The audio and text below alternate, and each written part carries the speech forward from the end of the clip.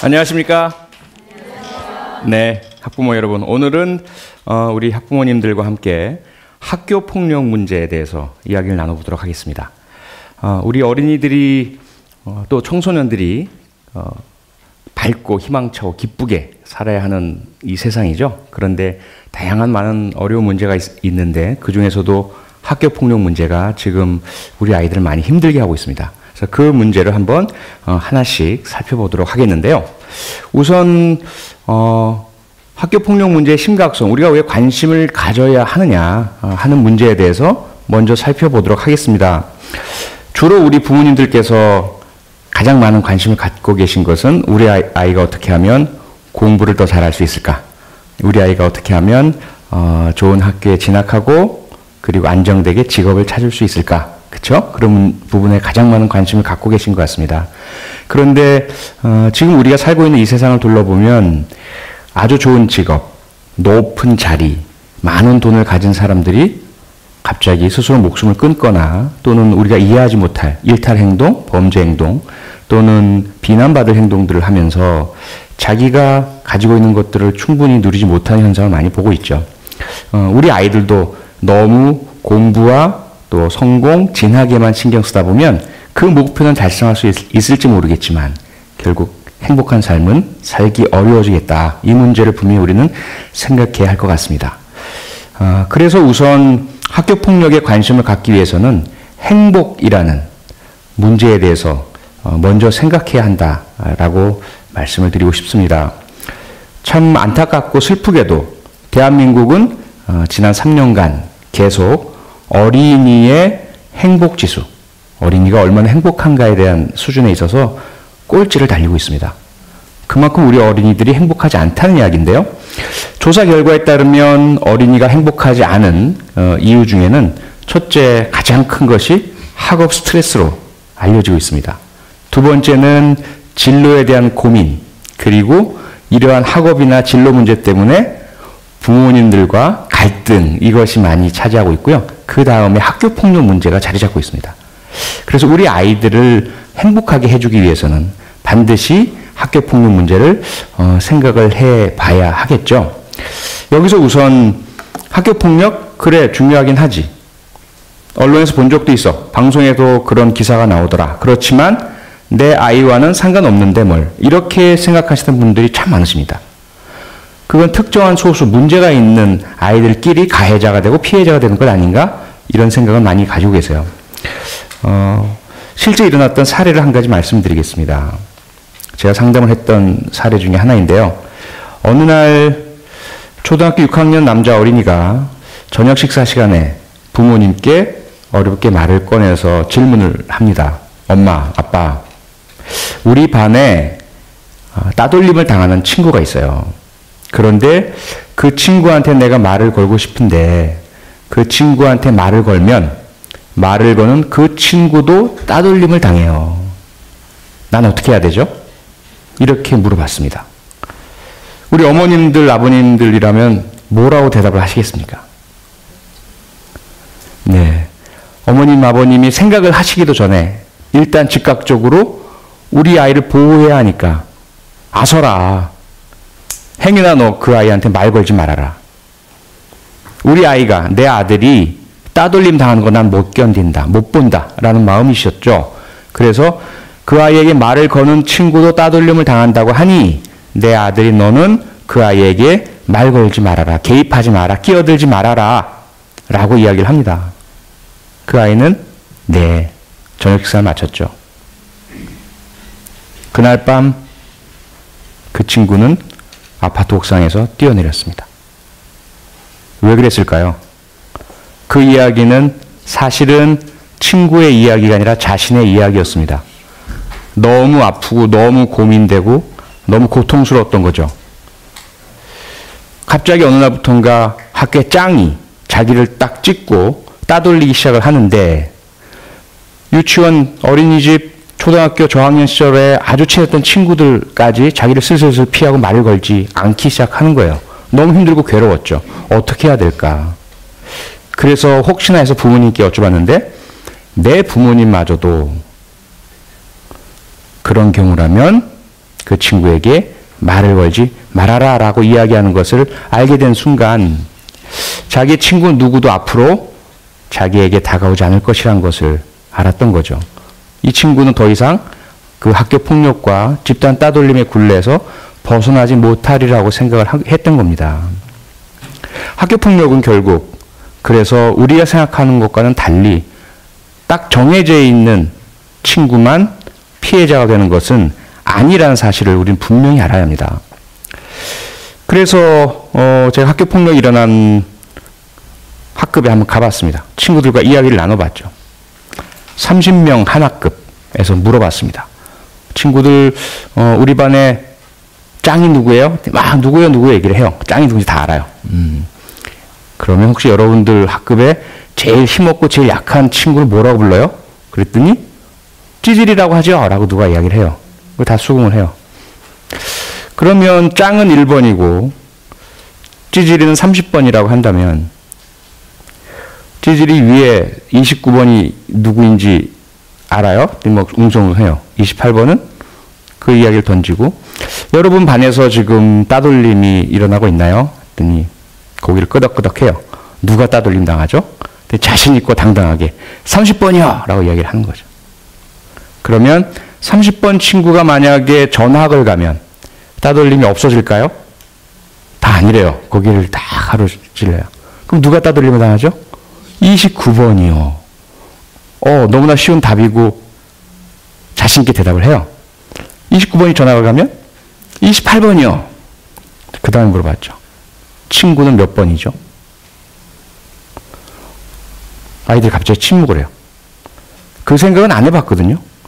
1번 짱이 누군지는 알아요. 30번 찌질이 놀림당하고 따돌림당하고 폭력 피해 당하는 친구가 누군지는 알아요. 그리고 그 위에 만약에 이 친구가 없다면 다음 찌질이 후보가 누군지도 알아요. 하지만 자기가 몇 번인지는 생각해 본 적이 없거든요. 다시 한번 물어봤어요. 한 번만 생각을 해보세요. 우리 친구 몇 번 같아요? 어떤 친구는 저는 15번 같아요. 어떤 친구는 저는 7번 같아요. 어떤 친구는 저는 20번 같아요. 그럼 물어봤죠. 28번이 전학 가면 27번 전학 가면 점점점 목소리가 작아지는 거죠. 한 번도 생각해보지 않았던 나도 학교폭력에 또 따돌림에 피해자가 될 수 있겠구나라는 것들을 아이들이 생각하게 된 겁니다. 자, 무대를 좀 옮겨봤습니다. 저는 그동안 대한민국 최고의 엘리트들을 대상으로 강의를 해봤습니다. 서울대학교, 또 로스쿨, 심지어 판사님들, 기업의 CEO, 경찰대학 학생들, 그분들께 꼭 물어봅니다. 지금 대한민국을 이끌어가고 있는, 또 이끌어갈 준비가 되어 있는 여러분들, 학교에 다니실 때, 초중고등학교 때, 한 번도 주변에서 학교 폭력이 없었던 분 한번 손들어 보십시오. 의사분들도 그렇고요. 아직까지 한 번도 손든 분을 못 봤어요. 그 다음에 또 물어보죠. 그러면 여러분들 중에서 학교 폭력의 가해자였던 분 손 한번 들어주십시오. 아주 일부가 손을 드세요. 부끄럽게. 고맙습니다. 여러분들 중에 학교 폭력 피해자였던 분 손 들어주세요. 가해자보다는 더 많은 숫자의 손이 들죠. 그런데 손들지 않은 분들이 많이 계시죠. 그래서 여쭤보죠. 지금까지 손들지 않은 분들은 어떤 분들이죠? 학교 폭력이 다 있다고 말씀하셨죠? 가해자는 아니라고 하시죠? 피해자도 아니라고 하시죠? 그러면 여러분들은 누구인가요? 스스로가 다 말을 하십니다. 뭐라고? 방관자요. 방관자요. 알고 있었지만 누군가 힘들게 고통받고 있고 내 친구가 때로는 목숨을 던질 정도로 아파하는 걸 알고 있었지만 공부하기에 바빠서, 진학에 바빠서, 내 앞길 가리기에 바빠서 한 번도 눈길도 주지 못하고 개입하지 못하고 도와주지 못했던 거죠. 그래서 제가 말씀을 드리죠. 직접 옆에서 힘들게 고통받는 친구, 그들 외면하고 방관했던 분들이 어떻게 한 나라를 이끌어 나가실 수가 있으실까요? 그런 분들이 이끌어 나가시는 이 나라가 과연 제대로 잘 돌아갈 수 있을까요? 그게 결국 대한민국의 행복 지수를 말해주는 것이고 대한민국의 공평과 정의, 공정성에 대한 불만의 정도를 말해주는 건 아니겠냐라는 거죠. 물론 다른 나라라고 해서 크게 다르지는 않을 겁니다. 모두가 다 정의롭고 모두가 다 고통받는 친구들에게 자기를 내어주고 스스로도 위험해질 수 있는 그 상황에서 용기를 내는 사람들이 가득 찬 나라는 있기 어렵겠죠. 하지만 우리가 조금 더 어떻게 학교 폭력을 대하느냐, 꼭 내 아이에게 직접 일어나는 일에만 관심을 갖느냐, 아니면 우리 아이가 살고 있는 그 환경과 그리고 스스로가 알고 있는 나쁜 일과 큰 피해를 아무런 자기가 조치도 취하지 못하고 도움도 주지 못하는 그 미안한 마음, 죄책감, 부담감을 가지고 커나가는 우리 아이들, 이런 것들 좀 더 생각해 보는 우리가 되었으면 좋겠다는 거죠. 과연 학교폭력은 그렇다면 왜 생길까요? 학교폭력 가해자들은 날 때부터 사이코패스로 태어난 친구들인가요? 날 때부터 폭력을 가지고 태어난 친구들인가요? 그렇지 않습니다. 앞서 말씀드린 것처럼 피해자들이 30번에서 29번, 28번으로 바뀌어 나갈 수 있듯이 가해자 역시 똑같다는 것을 발견합니다. 1번 짱이 없어지면 2번 짱이 또 군림하고 폭력을 휘두르란 거죠. 그것은 결국 관행이고 문화하고 제도의 문제라고 볼 수 있습니다. 그럼 그들은 어떻게 그 교묘한 방법들을 사용하게 되었을까요? 최근에 우리에게 또 충격을 준 기사가 있었죠. 한때 군대 내에서 사람을 죽게 만들 정도로 심각하고 오래된 아주 잔혹한 가혹행위를 저질렀던 가해자가 그 군대 내 폭력으로 인해서 체포 구속되어 가지고 군 교도소에 있는데 그 교도소 안에서도 다른 재소자들한테 가혹행위를 또 했다라는 것이 밝혀졌습니다. 그런 일들뿐만 아니라 학교 현장이건 직장이건 군대건 어디에서건 간에 한 사람이 옮겨간다고 해서 폭력의 문화가 사라지지 않는 모습을 우리는 많이 발견을 합니다. 그래서 우리 아이들에게 한번 물어봤죠. 조사를 해봤습니다. 학교폭력 가해자는 도대체 어떤 친구들일까? 왜 그런 방법을 쓰는 것일까? 사람은 너무 안타깝게도 그다지 창조적이고 창의적이지 않습니다. 우리 아이들이 커나가면서 말을 배우고 공부를 할 줄 알게 되는 것도 태어나면서도 말을 아는 사람이 있을까요? 글을 읽을 수 있는 사람이 있을까요? 없지 않습니까? 부모님이 말씀하시는 것을 보고 배우면서 말을 하게 되는 것이고 글을 배우게 되는 것이죠. 폭력도 똑같은 과정을 거치는 거죠. 그들은 보고 배운 것을 그대로 할 뿐입니다.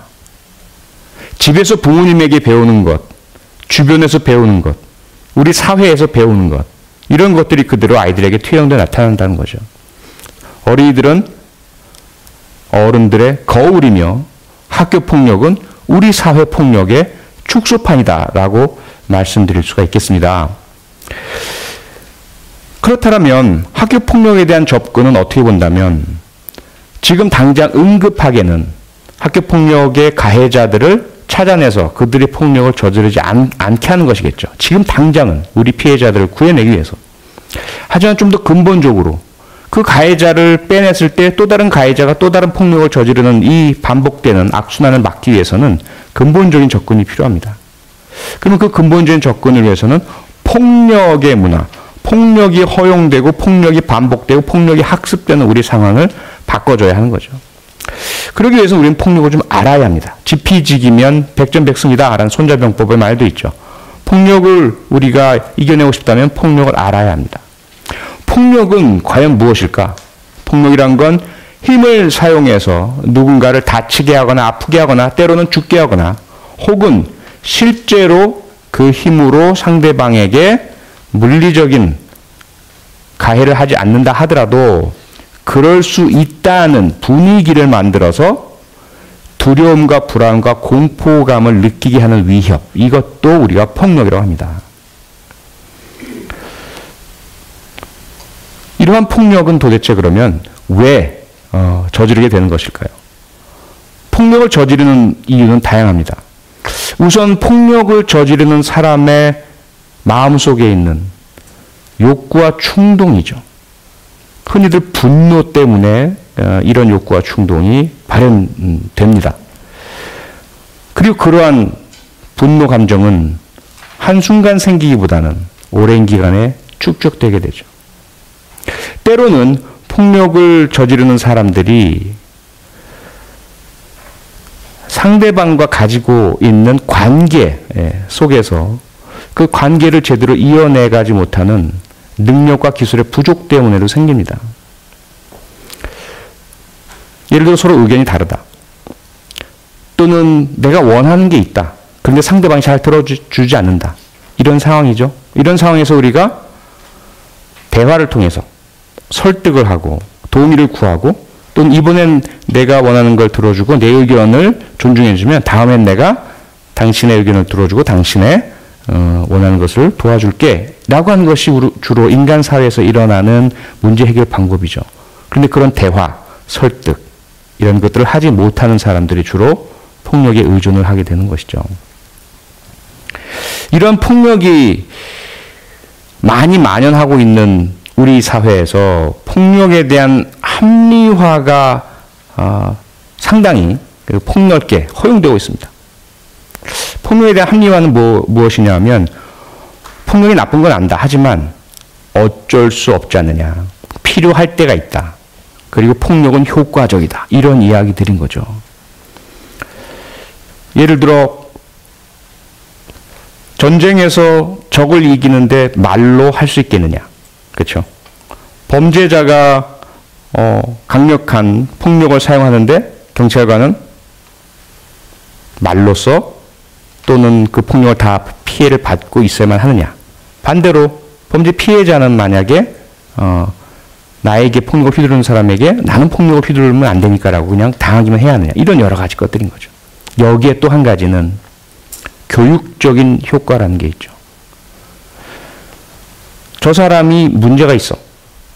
특히 나보다 나이가 어리거나 내 관리하에 있거나 내 교육을 받는 사람이거나 나의 지도, 감독하에 있는 사람일 경우에 그 사람의 문제를 해결해야 되고 그 사람을 조금 더 나은 사람으로 만들어줘야 하는데 스스로는 못해.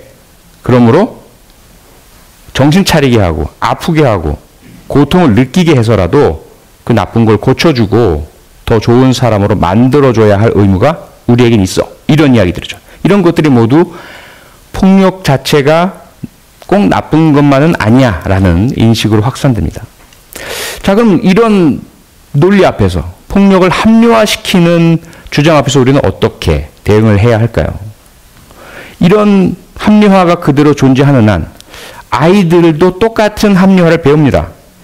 부모님이 자녀를 체벌로 교육하고 훈육하는 것이 합리화되고 일반화되고 받아들여진다면 그러한 폭력과 체벌에 의해서 교육받는 아이들은 자신도 만약에 부모님처럼 힘이 생긴다면 자격이 생긴다면 명분이 생긴다면 정당한 이유만 있다면 자기 동생에게 또 자기 하급생에게 또는 같은 반 친구라도 자기보다 힘이 약한 아이에게 얼마든지 폭력을 사용할 수 있다라는 그리고 그런 위치와 자격이 나에게 주어지기를 기다리겠죠.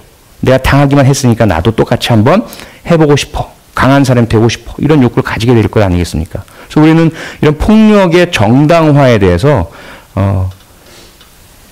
적극적이고 그리고 정면으로 대응하고 이런 폭력의 정당화 합리화 논리를 무산시켜 내가야 합니다. 그래야만 학교 폭력을 막을 수가 있습니다. 그럼 어떻게 이 문제를 받아들여야 할까 하는 거죠. 폭력이 정당화될 수 있다라는 그 주장 자체가 잘못되었다라는 것을 우선 알아야 합니다. 왜? 폭력은 말 그 자체에 타인에 대한 불법적인, 의도적인 가해 행위라는 것이 담겨 있습니다.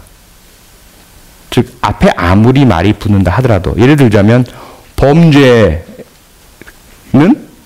때로는 필요하다라는 말과 같은 거겠죠. 범죄라는 말 속에 무엇이 담겨 있습니까? 그것은 절대로 해서는 안 되고 금지되고 법으로 허용되지 않고 그리고 처벌이 뒤따르는 행동이라는 것이 그 말 속에 담겨 있습니다. 그런데 때로 범죄가 필요하다라는 말은 그 말 자체가 성립되지 않는 것이죠. 자, 그러면 앞서 예로 들어드린 것처럼 전쟁 때, 범죄자를 잡을 때, 혹은 운동 경기를 할 때, 아니면 내가 피해를 당하는데 그걸 막아내기 위해서 사용하는 힘은 무엇일까요? 그것을 폭력이라고 부르지 않습니다. 그것은 정당한 힘의 사용, 정당한 물리력의 사용이라고 하는 거죠. 그래서 그 부분을 분명히 분리할 필요가 있습니다.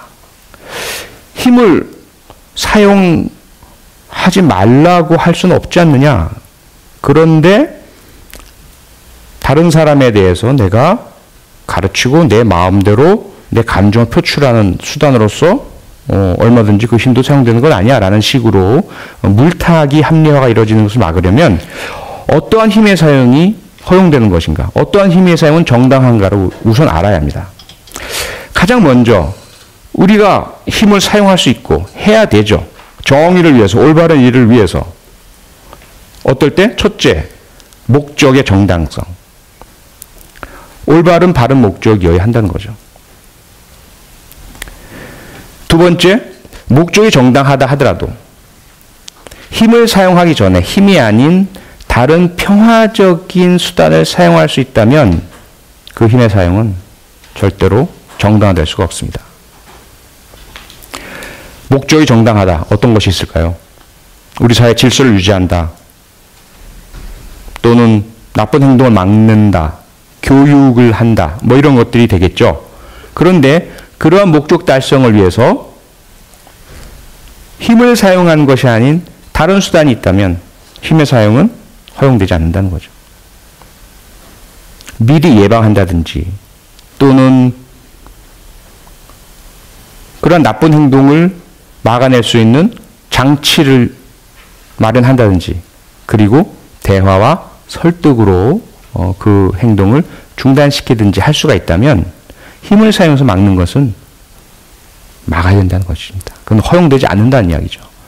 세 번째, 하지만 그래도 도저히 평화적인 수단으로는 그 좋은 목적을 달성할 수 없는 때가 있겠죠. 아주 간단한 예를 들어서 아기가 있습니다. 아기가 막 기어가서 위험한 뜨거운 물건을 만지려고 해요. 그 상황에서 어떻죠? 이 행동을 막는 건 정당한 목적이죠. 그리고 아가야 그것은 뜨겁단다. 중단해라. 라는 평화적 목적은 사용할 수 없지 않습니까? 위급하잖아요. 당장. 그리고 그런 평화적 목적을 사용하려다 보면 아이는 이미 뒤고 난 이후겠죠. 그러면 안 돼! 라고 하면서 제지를 해야 될 것입니다. 그때에도 어떨까요? 그 힘은 필요 최소한도로 그쳐야 된다는 거죠. 만약에 뜨거운 것을 만지는 것을 막아야 한다라는 목적과 다른 수단이 없다는 것 때문에 그 아가를 잡아서 집어 던진다면 어떻게 될까요? 허용되지 않는 것이겠죠. 그래서 이 세 가지의 요건이 충족되는 힘의 사용만 우리 사회에서는 정당화될 수 있다. 우리 자녀들과 이런 얘기를 좀 해주셔야 합니다. 특히 남자 어린이들 같은 경우에 더 그렇죠. 텔레비전에서 보는 많은 모습들은 때로는 내가 영웅, 스파이더맨, 배트맨 그런 지위에만 있으면 막 때려 부수고 사람 죽여도 되는 것처럼 보여주고 있거든요. 때로는 뭐 전쟁 모습을 뉴스에서 보여주면서 저 나라는 나쁜 나라고 저들은 나쁜 편이니까 마구 얼마든지 포탄을 퍼붓고 사람을 죽게 해도 괜찮다는 것처럼 보여주고 있거든요. 근데 우리 아이들이 그러한 폭력의 모습들을 정확하게 인식하고 과연 힘은 언제 어떻게 사용할 수 있는지를 알지 못한다면 학교에 가서 자기도 자기보다 약한 친구에게 그 힘을 사용하고 싶은 욕심이 생기게 되어 있습니다.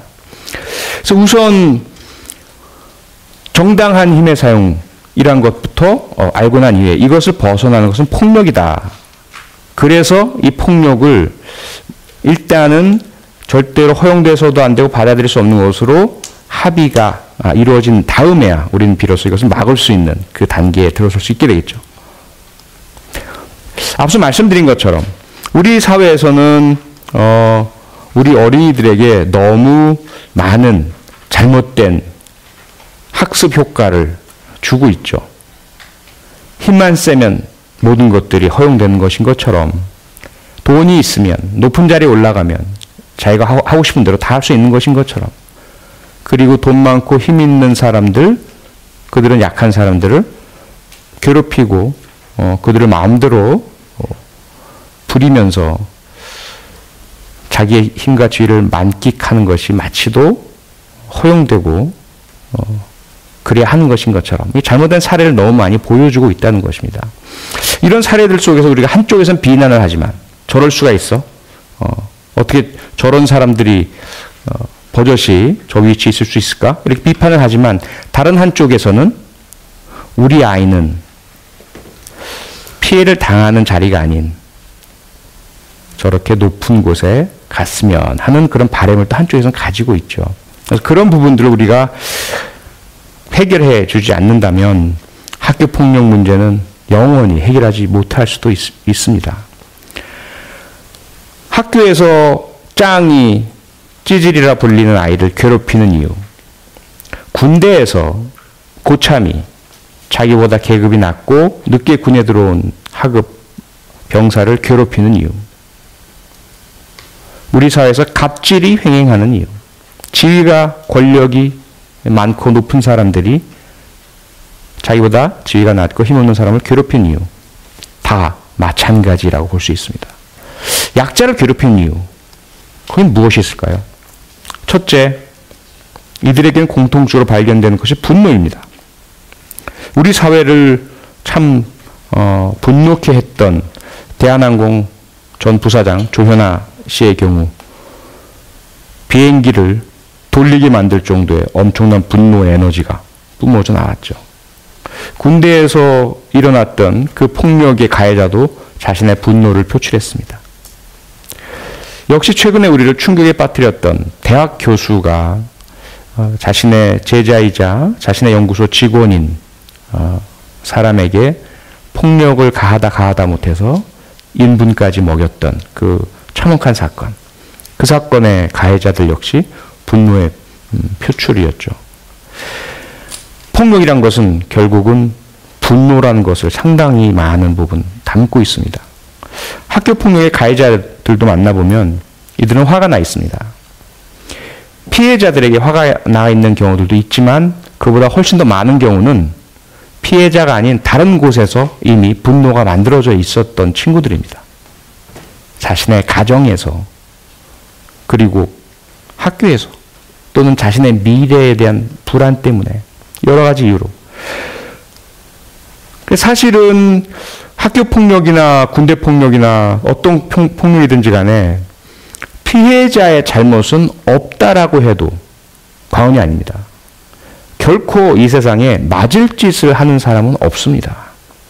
우리가 흔히 하는 말로는 그런 이야기를 하죠. 매를 번다. 맞을 짓을 하네. 이런 말들에 대해서 우리는 상당한 경계심을 가져야 합니다.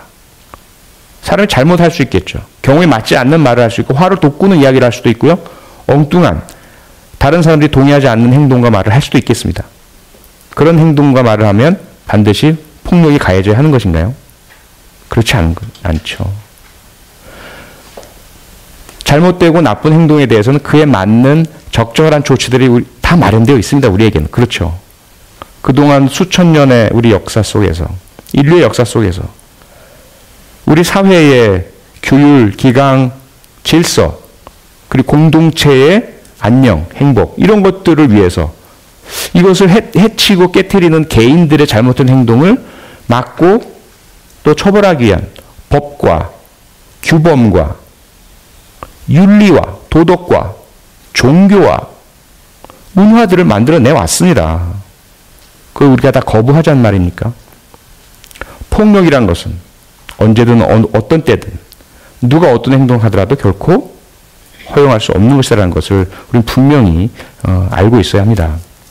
우리 선조들이 당했던 일제강점기 치하에서 일본 헌병, 일본 순사 또는 그들의 앞잡이였던 자들이 저질렀던 잔악하고 가혹했던 행위들, 그 행위들을 했던 사람들은 또 누구일까요? 그들도 역시 평범한 사람들이었죠. 그들이 놓였던 상황이 그들을 악마처럼 만들었다라고 알려져 있습니다. 그것을 우리가 루시퍼 이펙트라고 하죠. 자, 한번 그 상황에 대해서 들여다보도록 하겠습니다. 앞서 말씀드린 것처럼 제2차 세계대전 때 발생했던 그 끔찍한 실상은 너무나 많은 사람들에게 충격을 주었습니다. 특히 인간과 문화와 사회에 대해서 연구했던 각 분야의 석학들에게는 엄청난 숙제로 다가온 거죠. 도대체 어떻게 이런 일이 일어났을까? 우리가 그동안 연구했던 철학, 우리가 그동안 연구했던 의학과 심리학과 그리고 신학, 인간과 신의 관계, 종교의 문제 이런 것들이 2차 세계대전이라든지 특히 독일 나치 혹은 일본군의 잔악한 행위들 이런 엄청난 실상 앞에서 완전히 무너져 버리고 와야 되는 것을 목격한 거죠. 여기에 대한 답이 필요했어요.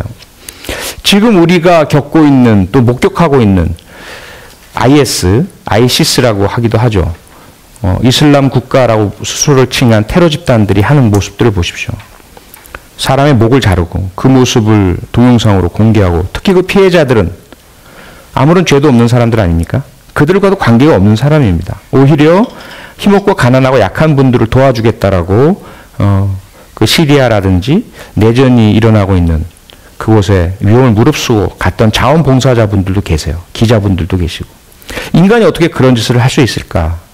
그리고 그러한 ISIS에 가담하고 그런 행동을 한 사람들은 전부 다 연쇄살인마나 사이코패스나 소시오패스나 악마들인가? 그들만 어떻게 그 자리에 우연하게 모인 것일까? 그렇게 보기 어렵거든요. 도대체 어떻게 인간이 그럴 수 있을까? 앞서 말씀드렸던 우리나라에서도 그 대학에서 교수가 그 자신의 제자이며 또 자신의 연구소 직원인 그 사람에게 말로 형언할 수 없는 가해 행위를 하고 결국은 폭력을 휘두르다 못해서 그 피해자가 엉덩이와 허벅지 살이 썩어 들어가는 괴사 현상이 발생을 했습니다. 그래서 죽을까봐 응급실에 데려갔죠. 병원 응급실에서는 도대체 어떻게 이렇게 될 수 있느냐. 이대로 가다가 이 사람 다리를 잘라야만 한다. 그 이야기를 듣고는 그 다음부터는 다리를 때릴 수가 없었죠. 그 폭력을 중단해야 할 텐데 폭력을 중단하지 않았습니다. 그 다음부터는 다른 방법, 오줌이나 인분, 똥을 먹이는, 그리고 얼굴에 비닐봉지를 씌우고 그 안에 가스총을 발사하는, 도저히 인간으로서는 할 수 없는 짓들을 합니다. 그 피해자의 얼굴 피부는 전부 짓무르고 녹아내렸습니다. 어떻게 인간이 그럴 수 있을까요? 특히 그 행동 속에는 그 교수뿐만 아니라 그 교수의 제자인 대학원생 또는 대학원 졸업한 석사들 3명이 가담을 했습니다. 그리고 그 가담한 사람들은 피해자와 같은 동료들입니다. 근데 어떻게 그럴 수 있었을까요? 그 많은 일들에 대해서 그 원인을 알아내고 막아내기 위해서 연구를 하게 됩니다. 학교 폭력의 경우도 결국은 마찬가지의 메커니즘으로 이루어지죠. 앞서도 말씀드렸지만 학교 폭력이 일어나는 현장에서는 가해자와 피해자만 있는 것이 아닙니다. 방관자들이 있죠. 그리고 주된 주동의 가해자가 있다면 꼭 그 한 사람만이 아닌 그의 가담하고 그의 지시를 받고 그의 동조하는 공범자들이 있습니다. 나중에 우리가 이야기를 듣고 나면 정말 이해하기 어려운 일들이죠. 이 대구 지역에서도 일어난 일이 있었죠. 고등학교 친구들이 한 친구를 찍어서 그 친구의 집에까지 가서 어머니께는 마치 친한 친구인 것처럼 같이 잠도 자고 샤워도 하고 이랬으면서 그 피해 학생을 육체적으로도 괴롭히고 성적으로도 괴롭히고 도저히 견디지 못하게 만들어서 결국은 스스로 목숨을 끊게 만들었죠. 어떻게 그 어린 아이들이 그렇게 할 수 있었을까요? 그 상황들을 우리가 알아내기 위해서 실험을 해봅니다. 1961년에 미국 예일 대학교의 심리학과 교수 밀그램이라는 교수님이 실험을 실시합니다. 이 실험의 내용과 결과는 상당히 좀 충격적이기도 하고 지금 우리에게서 벌어지고 있는 그러한 강자가 약자를 괴롭히고 보통 사람들이 그 잔악한 행위에 가담하고 그것이 우리 학교 현장에서까지 일어나고 있는 그 원인과 그 경로를 조금은 이해할 수 있게 해줍니다. 한번 보실까요? 이 그림에 있는 것처럼 일단 이러한 세팅을 만들어 둡니다. 그리고 일반 보통 사람들 전혀 특별하지 않은 범죄 전과도 없고 정신과적인 문제도 전혀 없고 남과 다를 특별할 것이 전혀 없는 일반인 분들에게 실험 참가에 대한 홍보를 합니다. 이 실험에 참가하시면 하루에 30만 원의 연구수당을 드립니다. 지금 돈으로 환산하자면. 다만 처음 시작부터 끝까지 중단 없이 참여하셔야 합니다. 그리고 이 실험은 학습 능력 발달에 대한 실험입니다. 그러니까 전혀 어떤 위협이나 가해행위가 있으리라는 얘기는 전혀 없었던 거죠. 그렇게 해서 40분, 40명의 대상자가 이제 참여를 하십니다. 그래서 이분들께 선생님의 지위를 부여합니다. 여러분들의 역할은 선생님입니다. 그리고 다른 실험 대상자들이 학생 역할을 맡습니다. 그런데 여러분에게는 문제와 답이 주어집니다. 그래서 문제를 내서 저 학생이 만약에 답을 틀리면 그때마다 버튼을 누르시는 것이 여러분의 역할입니다. 쉽죠? 그런데 한 번 누를 때마다 학생에게는 15V씩 전기 충격이 조금씩 높아져 갑니다. 그래서 이 실험의 목적은 이러한 전기 충격의 고통이 학습 능력을 향상시키는지를 보려고 하는 것입니다. 이렇게 하는 거죠. 그래서 시작을 합니다. 문제를 냅니다. 문제가 결코 쉬운 문제가 아닙니다. 그리고 때로는 중간에 아주 쉬운 문제도 섞여 있기도 하고요. 이 실험의 목적을 위해서. 그리고 사실 다른 실험 대상자라고 이야기한 학생 역할은 배우입니다. 연기를 능숙하게 잘하는. 하지만 실험 참가자는 모르고 있죠. 그리고 여기 보이시는 전깃줄. 이건 아무런 의미가 없습니다. 사실은 고통이 가해지지 않는 거죠. 하지만 실험 참가자인 선생님은 실제로 가해지는 것으로 알고 있어요. 여기 또 한 명이 등장하죠. 우측에 있는 익스페리멘터라고 하는 감독관. 이분은 조교입니다. 교수로부터 훈련을 받은. 이 조교의 역할은 혹시나 실험 대상자인 선생님이 중간에 주저하거나 망설일 때마다 당신의 역할은 오답에 대해서 버튼을 누르는 것입니다. 라는 것을 자꾸 상기시켜주는 역할이에요. 만약에 질문을 한다면 이거 너무 위험하지 않아요? 저 사람 너무 고통스러운 것 같은데요? 이렇게 한다면 그 상황에 대해서도 당신의 역할은 오직 오답에 대해서 버튼을 누르는 것입니다. 당신이 계속해서 버튼을 눌러주셔야만 이 실험은 계속될 수 있습니다. 만약에 당신이 버튼을 눌러주지 않으신다면 이 실험에 상당한 지장이 초래됩니다. 당신이 버튼을 누른 이후에 저 학생에게 가해지는 전기 충격의 건강상의 문제에 대해서는 당신은 전혀 생각할 필요가 없습니다. 그 부분은 우리 연구진의 영역입니다. 이런 식으로 계속 이야기해 줍니다. 그러니까 책임을 회피하고 빠져나갈 수 있는 여지와 함께 권위 있는 자, 우리는 모든 걸 다 알고 있으니까 시키는 대로 하세요. 그것이 당신의 역할입니다. 라는 것을 반복하는 그런 역할을 맡고 있는 거죠. 진행됩니다.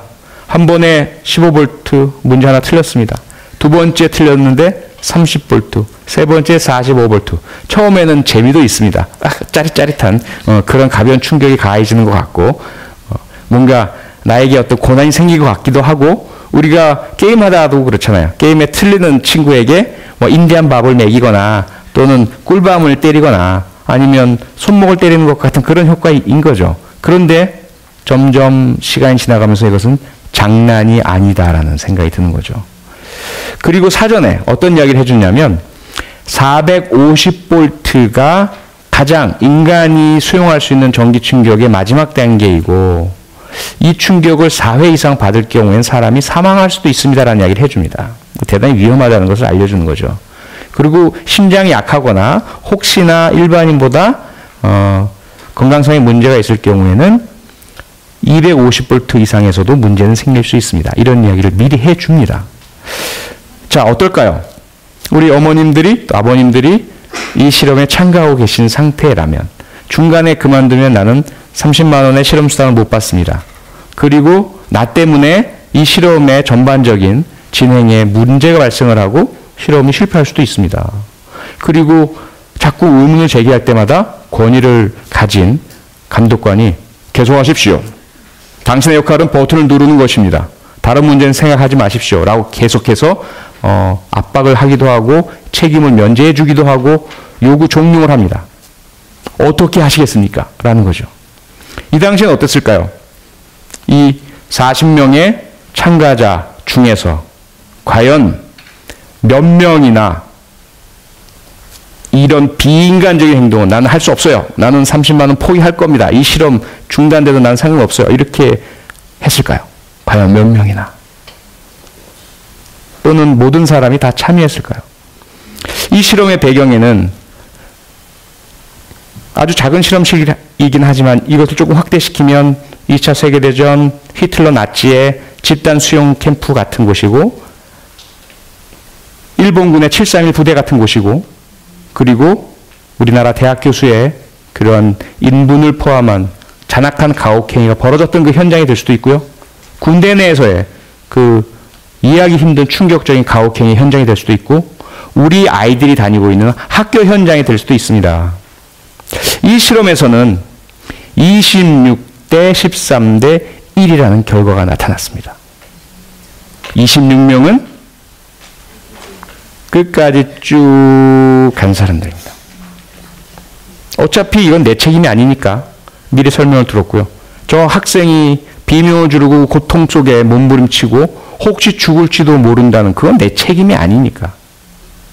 나는 시키는 대로 나에게 부여받은 대로 내 역할대로 할 뿐 큰 저항 없이 문제없이 끝까지 450V 마지막 단계까지 간 사람이 26명이었습니다. 보통 사람들 중에서. 13명은 중간에 상당한 저항을 했던 사람들입니다. 중단 의사까지 보였던 사람입니다. 하지만 이 감독관의 종용과 역할에 대한 상기와 책임의 면제, 그로 인해서 마음을 다시 고쳐먹고 끝까지 갔던 사람이 13명이죠. 한 명은 300V 직전 285V에서 중단한 사람입니다. 더 이상 난 못하겠습니다. 이거는 나쁜 행동입니다. 이건 해서는 안 되는 것입니다. 나는 여기에 참가하지 않겠습니다. 라고 저항하고 끝까지 실험에 참가하지 않은 사람은 한 사람이었습니다. 밀그램 교수는 이 실험 결과를 공개했고요. 그 다음에 많은 문제 제기나 반론이 또 일어났죠. 그 40명에게만 일어난 현상 아닐까? 우리가 그렇게 잔인한가 정말. 적어도 한 사람이 아닌 한 10명 가까이는 저항하고 그만두는 것이 우리의 모습일 것 같은데 밀그램 교수의 실험은 뭔가 좀 편파적이다. 이런 문제가 제기됩니다. 그래서 똑같은 실험을 시카고에서도 하고 일본 도쿄에서도 동경에서도 했습니다. 결과는 거의 같았습니다. 밀그램 교수는 여기에 더 나아가서 한 번 더 실험을 합니다. 그때는 학생 역할과 감독과는 똑같지만 실험 참가자의 수를 2로 늘렸습니다. 즉 동료가 한 명 더 있는 상태인 거죠. 서로 고민하고 갈등하고 과연 이래도 돼? 라고 느낄 수 있는 사람이 한 명 더 있었던 거예요. 옆에서. 어떻게 변했을까요? 그 다음에는 이 숫자가 끝까지 간 사람의 숫자가 반으로 줄어듭니다. 그리고 중단한 사람의 숫자 역시 6명, 7명, 8명으로 늘어나는 모습을 발견하게 됩니다. 무엇을 이야기해 주는 것일까요? 자기 혼자만일 때는 불의에 저항하기 힘듭니다. 특히 강한 악에 맞서기 힘듭니다.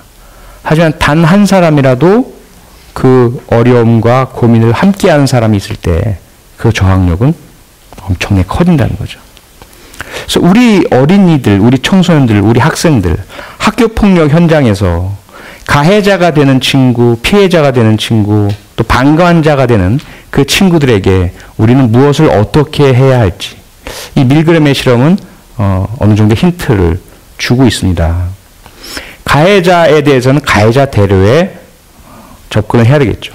앞서 말씀드린 것처럼 그들이 가지고 있는, 또 그들에게 키워진 분노의 그 메커니즘을 역추적해서 그 분노를 조금이라도 누그러뜨리고 조금이라도 해소해 줄 수 있는, 학교폭력의 가해자로 돌변하기 전에 그 분노를 치료해 줄 수 있는 그러한 노력들이 필요하겠죠. 피해자들에게는 그 피해를 입고 고통받을 때 그 피해에 대해서 혼자만이 아니다라는 거, 그리고 너는 잘못한 것이 없다라는 것, 우리가 보호해 주겠다라는 것, 그런 제도와 문화와 우리의 노력이 필요할 것입니다. 더 중요한 것은 방관자로 남아있는 우리 아이들에게 그들은 어떤 삶을 살아야 한다라고 생각하게 해줄 것인가, 그들에게 무엇을, 어떤 것들이 중요하다라고 이야기를 해줄 것인가, 그런 내가 목격하고 있는, 나는 지금 당하고 있지 않지만 다른 어떤 친구가 겪고 있는 그 참혹하고 견디기 힘든 고통과 아픔에 대해서 나는 어떻게 해야 될지에 대해서 우리는 과연 어떤 이야기를 해줘야 할까라는 거죠. 그래서 어떻게 본다면 가장 중요한 대상은 방관자들일지도 모릅니다. 가해자는 가해자대로 소수이죠. 그리고 그들의 문제는 발견하기도 쉽습니다. 노력만 한다면, 물론 고쳐주고 치료해주긴 어려울지 모르지만 피해자 역시 마찬가지죠. 우리가 노력만 한다면 그들을 발견해낼 수 있고, 노력만 한다면 그들을 보호해줄 수 있습니다. 그들을 발견할 수 있게 해주는 가장 큰 힘은 함께 있는 방관자들에게 있는 거죠. 그 방관자들이 방관자로 머무는 것이 아니라 이건 안 돼, 이건 나빠라고 이야기한 그 한 사람, 강한 앞에서 물러서지 않고 주저하지 않고 그들에게 합류하지 않고 문제를 제기할 수 있는, 또 그것이 혼자가 아닌 함께하는 다른 사람들이 있는 연대가 이루어지는 그런 우리 학생들의 모습, 학교의 모습, 또 우리 부모님들이 자녀들과 대화를 나눌 때 앞서 말씀드린 사례처럼 너 절대로 그 아이에게 말 걸지 마라는 말씀보다는 좀 더 차분하게 왜 그런 일이 일어날지, 그가 누구인지, 그리고 평화적인 방법으로 친구를 도와줄 수 있는 그런 길은 어떤 것이 있는지, 이런 것들을 함께 이야기해 주시는 부모님들이 되실 때 결국 우리 아이들 모두가 학교폭력이라는 상당히 무겁고 앞으로의 삶 전반에 영향을 끼칠 수 있는, 우리 친구들의 행복지수를 꼭 떨어뜨릴 수 있는 그 문제를 막을 수가 있다라고 생각이 됩니다. 자, 오늘 첫 시간에는 이런 학교폭력의 심각성과 그 학교폭력이 도대체 어떻게 발생을 하는지, 왜 발생을 하는지, 가해자들의 내면에 있는 심리는 어떤 것이고, 또 그 가해자들을 막아낼 수 있는 힘은 어떻게 만들어낼 수 있을지, 이런 부분들을 함께 이야기를 나눠봤습니다. 말씀 들어줘서 감사하고요. 오늘 강의 이후에 우리 부모님들께서 가능하시다면 자녀분들과 함께 이 학교폭력 문제에 대해서 이야기를 나눠주시는, 대화를 해주시는 그런 시간을 가져주시기를 부탁드리겠습니다. 다음 시간에 뵙겠습니다. 고맙습니다.